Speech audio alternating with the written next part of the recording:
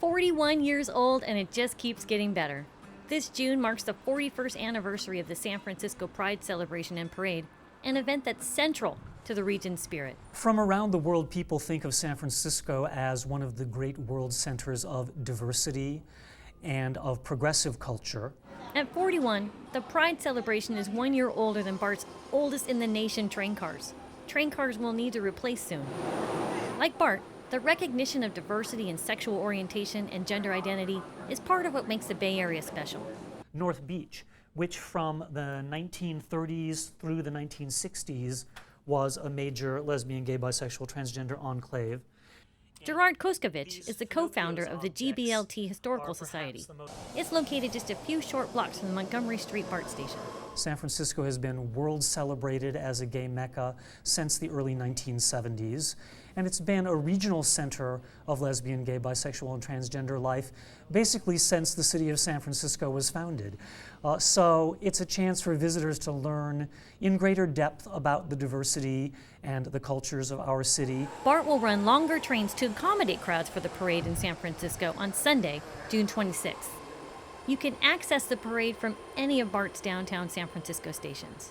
Remember to buy a round-trip ticket in advance or use a Clipper card to avoid lines at ticket machines.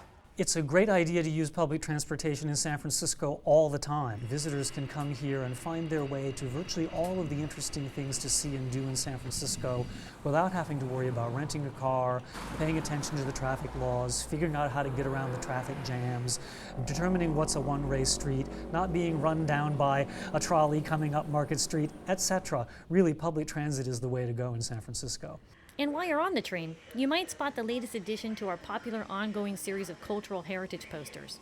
Over the years, the posters have been used to mark cultural observations, such as Black History Month in February and Asian Pacific American Heritage Month in May.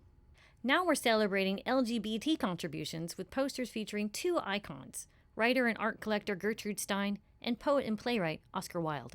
Very excited. I'm very grateful to see that, it's being more welcomed everywhere else, because we shouldn't just see pride flags and posters when we come to Castro or certain places of San Francisco. It should be everywhere. BART riders who want to learn more about the Steins collection can check out the Steins Collect, an exhibit at the San Francisco Museum of Modern Art running through September 6th, and it's easily accessible by BART. The exhibit brings together dozens of works by Matisse, Picasso, Cézanne, Renoir, and other masters. Writers say they'd welcome BART's recognition of the LGBT community.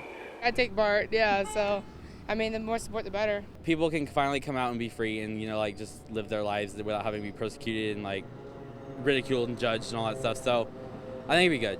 I think it's really good. Everybody's invited, all types of people. Anybody can come, families, friends, whatever. Take BART to get here. It's a lot easier on the way home. Cheryl Stalter, BART TV News.